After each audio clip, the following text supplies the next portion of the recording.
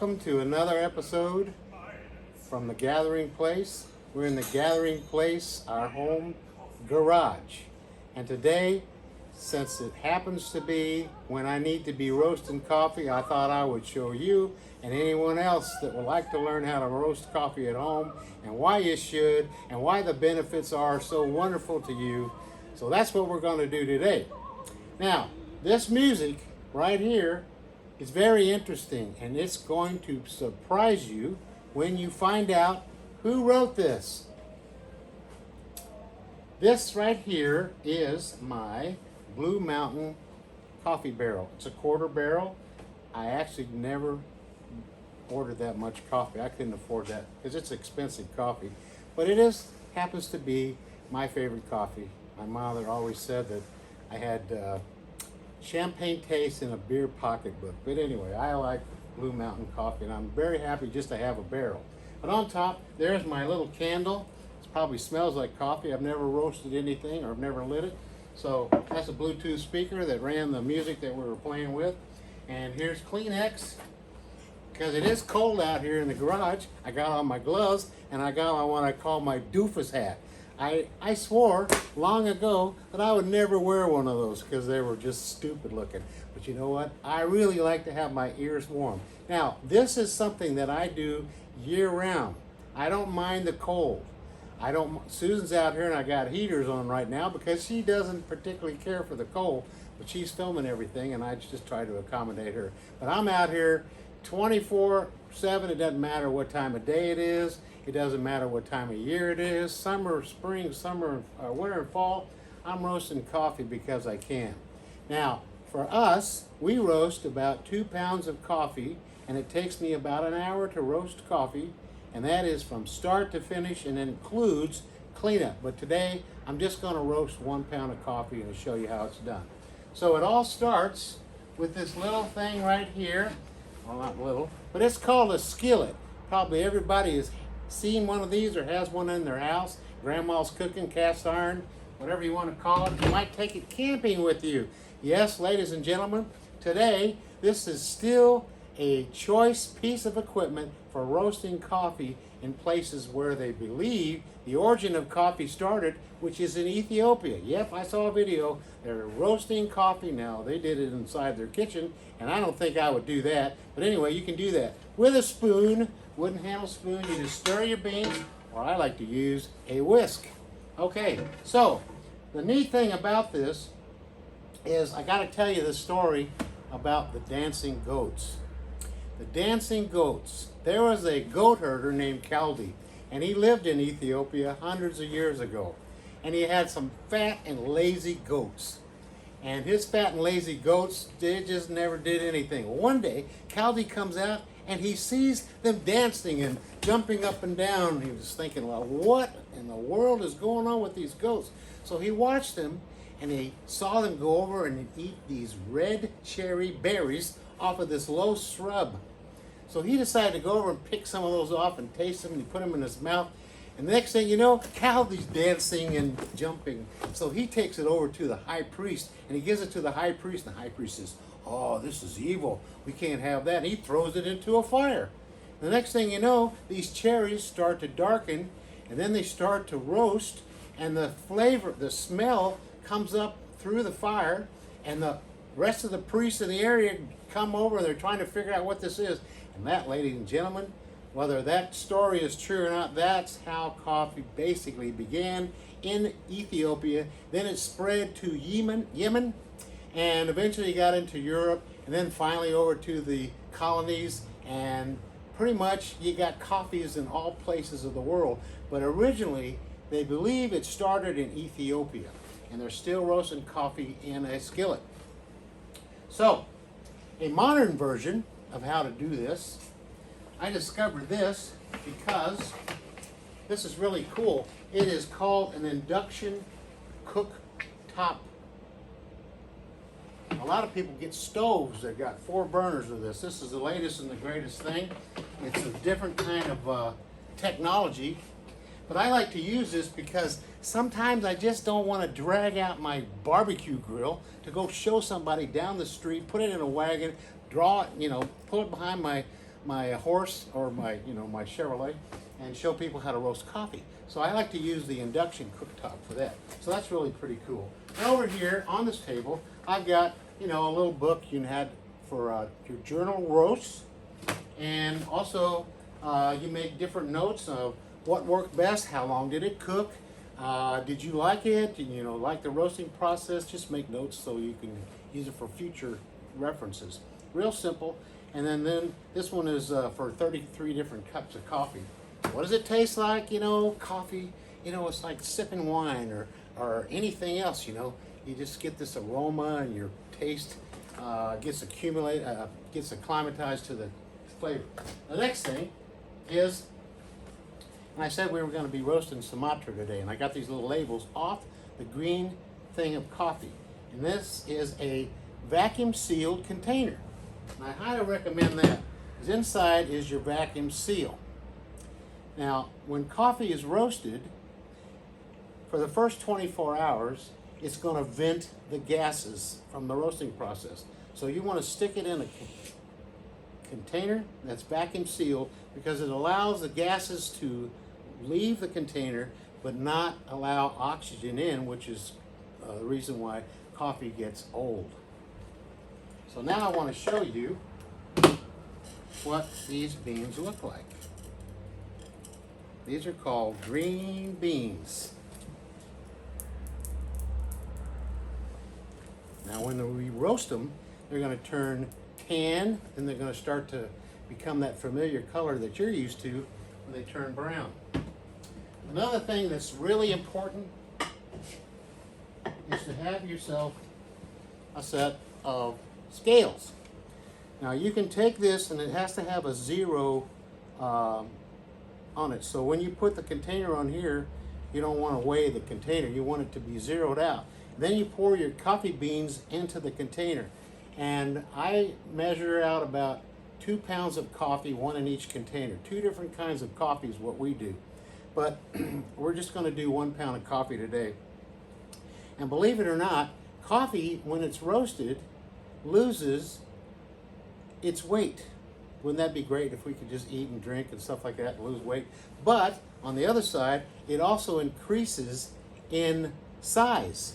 So it goes about 50% bigger than when you started with. So over here is how I generally roast my coffee. You gotta have a barbecue grill that's got a side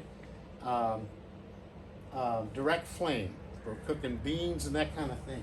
So the first thing I got here is a stainless steel colander. And this is for shaking the beans once they are taken off the popcorn popper. And that's because I got to remove the chaff. And then this is a cooling tray that I got from my wife, just a regular baking pan. She didn't need it anymore, and I got to use one. The next thing I've got are some long Q-tips. Don't recommend them for your ears, but this is great for cleaning up your coffee pot. Then I have an infrared thermometer, which measures the temperature of your beans. Very important. That's what it sounds like when you turn it on. This is a regular stopwatch and timer. You need that. A roll of paper towels. This is shop towels, a little better than regular paper towels. Then you got a a fire starter to light the burner on the stove or on the grill. Then this is my chemical. Wow. 50% water and 50% apple cider vinegar. It is the greatest cleaning agent for cleaning up everything after you're done. So that's pretty much it. And when we come back, I'll show you exactly how to roast a pound of coffee that you can do at home yourself. Well, we're back, and we're here at the barbecue grill. I'm going to show you exactly how to roast your own coffee at home. We've got the garage door open a little bit. Normally, I would have it open depending on whether there's a breeze, and there's a breeze today. But normally, when I go through the last process, which is to blow off the chaff, I'll show you about that later, I usually go out into the yard and blow off the chaff. And that's basically the skin from the coffee beans. So, first thing I do is I open this up, and I don't do that. I'm going to take my little fire starter, and I'm going to come over here, and I'm going to light the stove.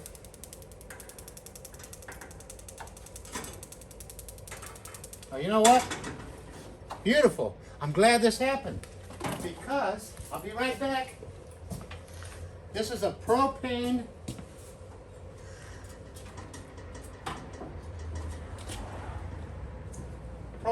tank barbecue grill. You should always turn off your propane tank before when you're done. Okay, so now I got my propane tank on and I start my fire starter again. I can hear it coming out now. There's the gas.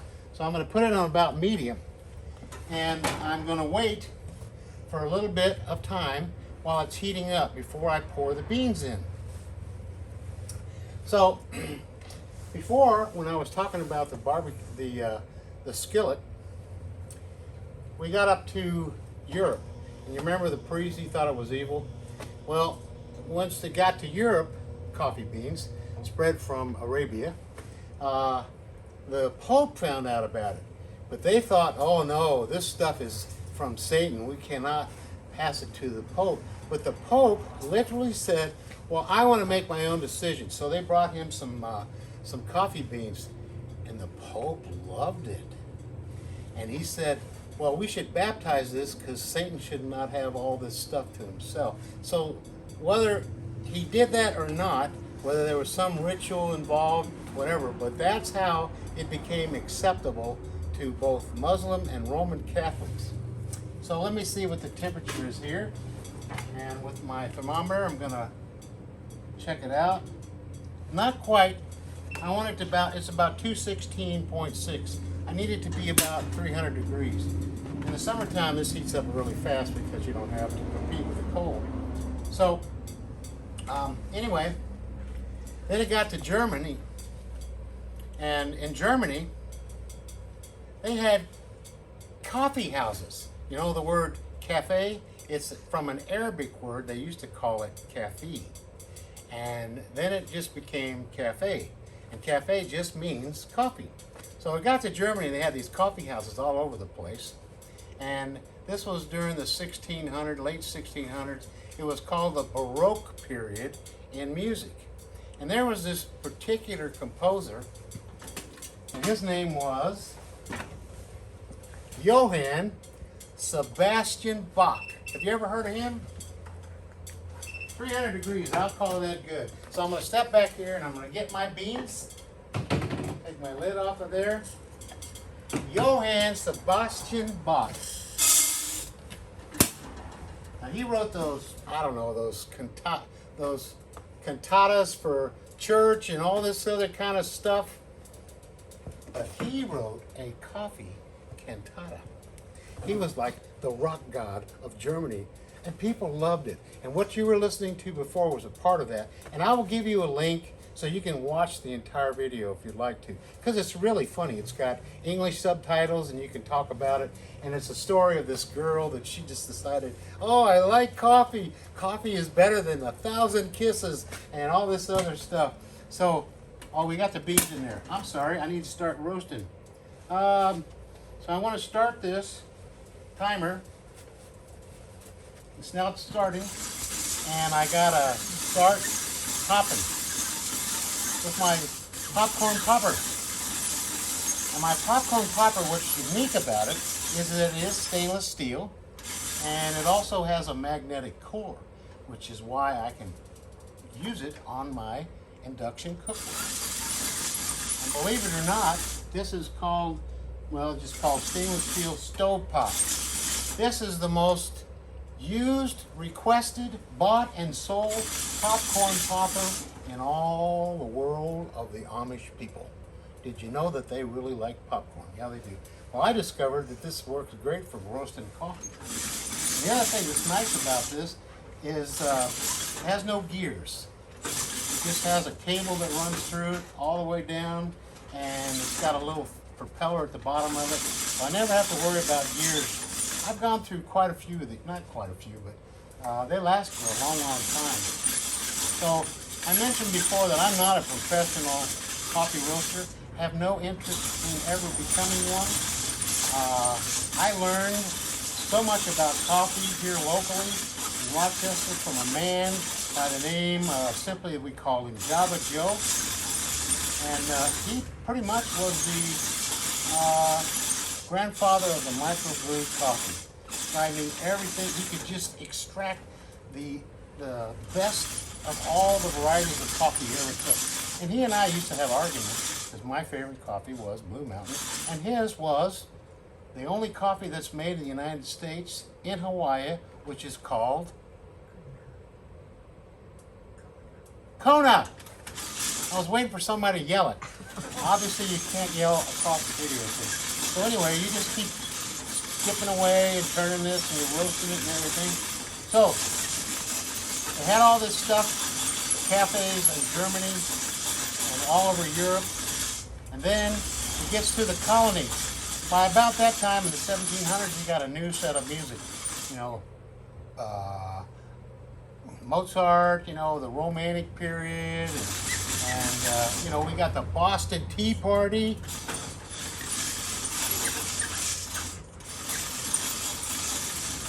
Wait a minute, what are you saying, Susan? Classical.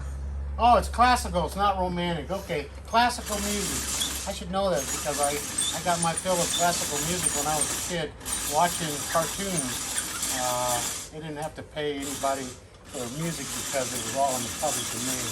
And that's how I learned about classical music. I had no idea who wrote it, anything about it, but I learned about classical music. So right now we've got about 3 minutes.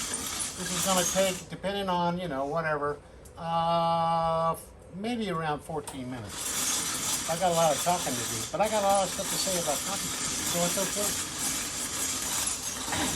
So anyway, you get to the 1700s, and you got a man by the name of Thomas Jefferson, and he wrote that thing called the Declaration of Independence. And then there was that Boston Tea Party. They threw all that tea into the river or the water because of taxation without representation. They were charging them all these taxes and all this high money for tea. But you know what? It could have very easily have been the coffee party, the Boston Coffee Party. And Thomas Jefferson could have been very easily sitting around, you know, he's composing with his quill and ink pen, you know, writing, you know, this thing called the Declaration of Independence. And he'd stop, he'd think about the next word, he'd sip on a little cup of coffee. Thomas Jefferson said, "It is the most civilized of all beverages." And you know those silver coffee servers? Thomas Jefferson invented that. Yep, he really did. It's still used to this day. So it's very possible our country could have started off with coffee instead of tea. Now, we get down to a little bit later, a thing called, well, it was called the American Civil War. North and the South. Now, what you see rolling off of here now, can you see that very good, Susan? Start to see what looks like smoke. It's not smoke, it's actually moisture that's being extracted from inside the beans. Because inside the beans, there's a couple of things. There's moisture, and there's also sugar, believe it or not. So, you get to the Civil War, and by law, you weren't expecting anybody to march uphill, downhill, sideways, or nothing unless they had their coffee first. And each soldier was required to have 34 pounds of coffee as provision, or they weren't going to serve. And this was pretty much true of the North and then the South. So by day, or whenever they did their thing, let's just assume it was during the day. Maybe early in the morning, you sneak up on one group and you sneak up on another one. You know, they're fighting. And people get shot and get hurt, and many of them were fatal. But if you survived any and all of that, and you got back to your side, and you had your tents all set up, there was hundreds and hundreds of fires all over the area of the North and the South. And why was that? Because they were sitting there with their skillets roasting coffee for their next morning wake-up call. Now we're about 6 minutes. And it's just a consistent turning and roasting. And we're listening and waiting, well, we're waiting and listening while I'm talking and all this other stuff for a particular sound. There's two things to know about roasting coffee. The first one is called First Crack. And First Crack, what it sounds like are toothpicks breaking. And then a little bit of time after that, you got another sound. That's called Second Crack. And Second Crack is where all the magic happens. And that's where you bring out the wonderful nuances of the particular coffee that you're trying to roast, or that you are roasting. There's no trying about it. Now, I just enjoy this. I enjoy coming out here year-round, roasting my coffee. We have enough coffee for Susan and I to last probably about 7 to 10 days before I gotta go roast another batch. And that includes anybody that stops over and they want to have a cup of coffee with us. Now you start to see it really rolling off. And I'm gonna take and open it up and check. It's about 295 degrees. Now it's turned into a nice tannish color. So it went from the green color, bluish green, to a nice tan color. We just continue to roast it. So, most likely, I mentioned my favorite coffee, which is Blue Mountain. It's so expensive that I would only buy it around Christmas time, and I would buy a little amount. Because, you can't afford to drink that all the time. But almost everybody has their favorite kind of coffee. Mine used to be Colombian, the commercials with Folgers. It's the richest kind, Juan Valdez. He's out there with his little donkey in the mountains. Because most of the time, coffee is grown. It's a kind of strange place, which means it's limited where it can be grown. The only place that's fit for it in the United States, where there's mountain and also tropics, is Hawaii. So most of the places where coffee is grown throughout the world, and it was transplanted, whatever you want to call it, from Ethiopia, Yemen, to all the other different places in the world, including Mexico. Aha! Shh. It's just now starting to pop. Sounds like toothpicks.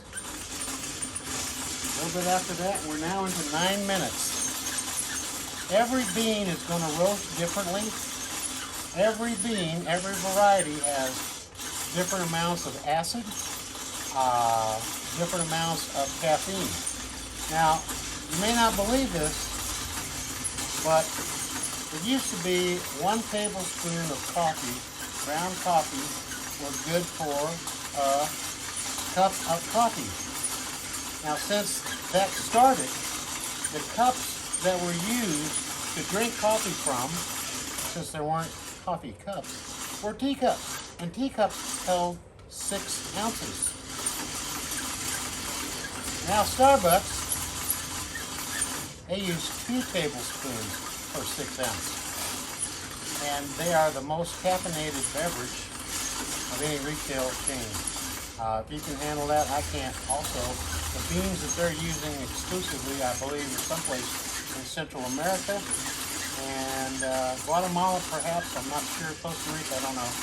But anyway, they're very, very high in acid. Susan and I can't drink it, and I used to drink this stuff 24/7. But I can't drink theirs. But anyway, that's how they get the extra caffeine. So believe it or not, the darker you roast your beans, the less caffeine is going to be in it when you're done. Most people over-roast their coffee. They don't know that. Now we got 10 minutes and 30 seconds. I'm going to take a look in there and also going to measure the temperature. We got 340 degrees. You don't want to get beyond 400 and some odd degrees. Then you start to burn your coffee. Now you can have what's called caramelized sugar. Another name for, man, those beans look black. Now, the only thing you want to use that for is if you're going to make your own espresso. And I got a blend of different coffees that I use for espresso. Kind of getting a lot of steam coming out of here now. If you over roast this, it's going to turn it into smoke instead of steam. Did you hear that? It sounds like milk being poured on your Rice Krispies. That's second pop. Now I'm at 11 minutes. I'm going to check it again. Snap, crackle, and pop. I don't know. This is Kellogg's. I'm going to do this at 12. I'm going to shut the temperature off.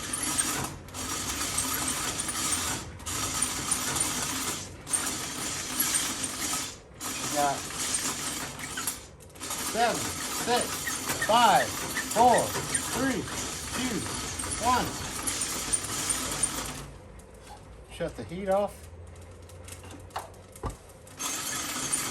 Continue to turn the crank. I mean, you can use the other side if you want. This is really easy to do. But like I said, I enjoy doing this, so I don't have an issue with it. So I'm at 12:20. You can take it off at any time once it reaches second crack. And the darker it is, the less caffeine will be in it, but it'll also bring out some of the more caramel. Susan and I kind of like it a little bit darker than we used to.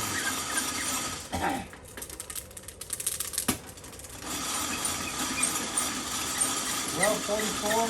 I'm going to pull this off in 13 minutes. So we got 10 seconds. 9, 8, 7, 6, 5, 4, 3. No, I can't. I got to count. We're done. All right. Nice thing about this is you got a magnetic deal. And I'm going to pour it into the colander. And this is what they look like. This is a darker roast.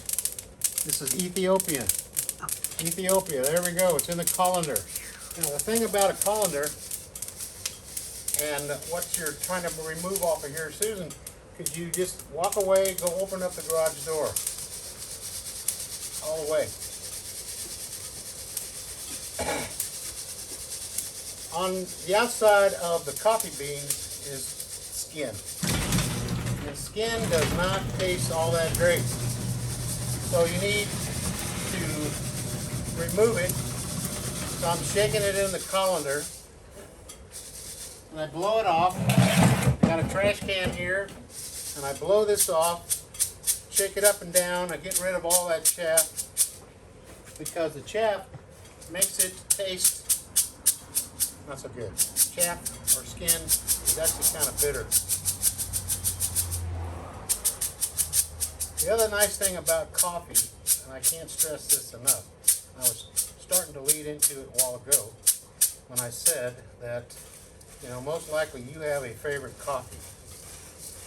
But if you will get different varieties and you'll break it up, then go back to your favorite coffee every now and then, your taste buds will just be screaming in joy. It's like, wow, they're tasting your favorite coffee for the first time. Yep, our taste buds do get bored. I wanted to tell you about my coat. This is pretty hot, okay? It's like 400 degrees of beans that I just roasted. And see, there's a glaze on the outside of this. This is a darker roast. I like my Sumatra in a darker roast. Some of the beans will not roast at all, and they will not change the color. They will not change to the darker color. So they're virtually no good, just get rid of them, you know. So normally I go out into the yard and I just shake, and I get rid of all this stuff. And then I come in and I put it into that pan, and it's a nice cool day, so these should cool down pretty fast. Take my paper towel, wipe this out a little bit. It's pretty easy to clean up everything. And like I said, we got just 14, we're not even 16 minutes into this. And from start to finish, it should take about a half an hour. And that includes cleaning up this pan. So here, you'll probably see this. Probably see the flakes coming out of here. That's part of your chaff. Some beans have more chaff than others.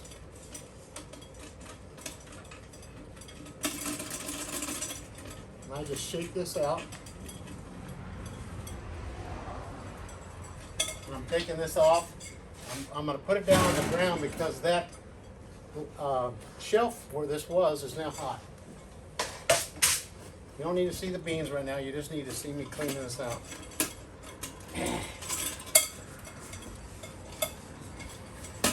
So first thing I'm going to do, come back over here and take this apart.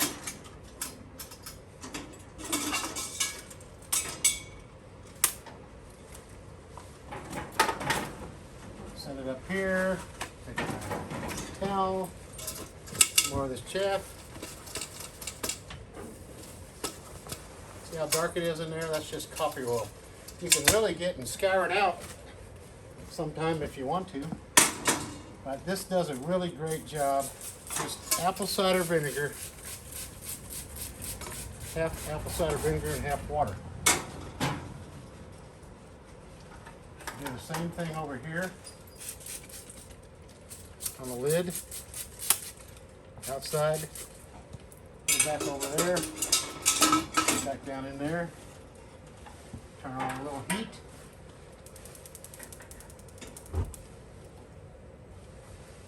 The apple cider vinegar and the water together and the heat all seem to work really good together.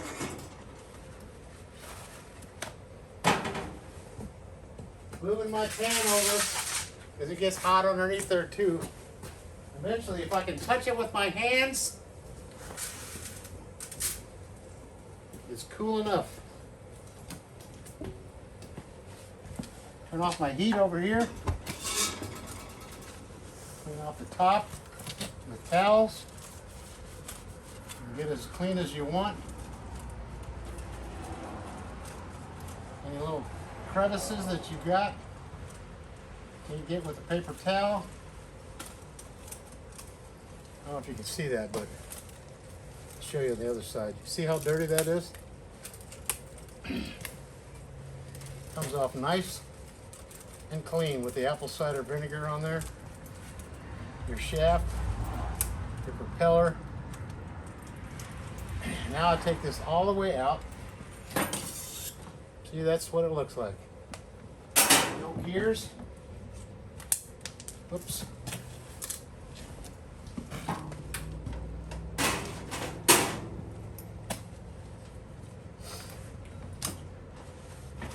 Take your little long-handled toothpicks, Q-tips, and get into little crevices. Get it nice and clean, so it's all ready to go next time, which will be about 10 days from now. Now, coffee. Remember I said it's got incredible benefits. First off, green beans. If you buy green beans and you do this yourself, you're going to save a lot of money. Plus, since you're the one that's controlling the roast, when you do it, I guarantee you there's plenty of people that could probably roast coffee better than me, but very few can match me for freshness, and I like freshness. Coffee was meant to be consumed within 7 to 10 days from the date that it was roasted. If it goes up like a mountain to reach a peak and then it starts to fall off. At first, when it starts to go on the other side, you got these little nuances of different flavors. And then eventually, it's not worth drinking anymore. So for Susan and I, we always consume our coffee within 7 to 10 days of roasting. It should off gas for about the first 24 hours after you've roasted it. Then you're ready to grind and brew and enjoy fresh coffee. Now these green beans will store in a cool, dark place for 2 years. So at least 2 years. So another great benefit is political upheaval. Maybe the country where your favorite coffee comes from goes to war. And then it becomes difficult or impossible to get your favorite coffee? Well, I don't have to be worried about it because I find the best way to do it is for me to order about 4 times a year. That way I get free shipping. So I order a bunch of different varieties, and there's always, you know, our favorite is always going to be included. So about 4 times a year, winter, spring, summer, and fall, I order a bunch of coffee. Stays in the basement. So if there's political upheaval in a country where I can't get my coffee anymore, or you couldn't, I got mine down in the basement. And the other thing, if you're used to changing your coffee all the time, if your favorite coffee cannot be repurchased by you for, I don't know, a week, a month, maybe years because of political upheaval in that country, you don't have to worry about that if you got coffee at home, and also you're used to drinking different kinds. So this just sticks back in here.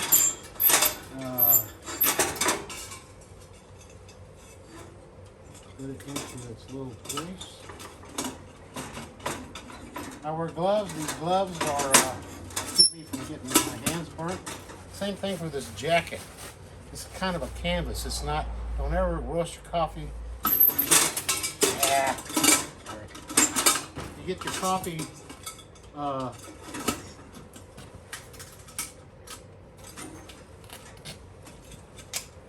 too close to you, you might melt your synthetic material.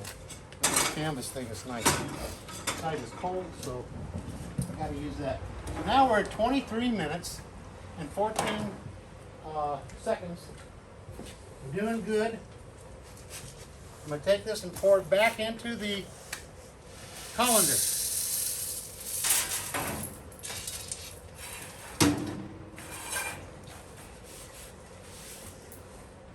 What did I say? If you start off with 7 ounces, what are you going to end up with? About 10. So now, put this right here. I'm going to pour the beans into the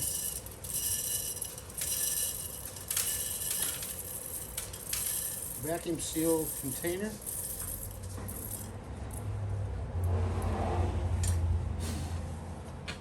A few more beans I dropped here.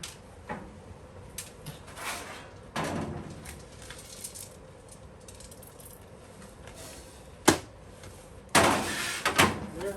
Shake it, shake, level it out. It goes in there. Put my lid back on there.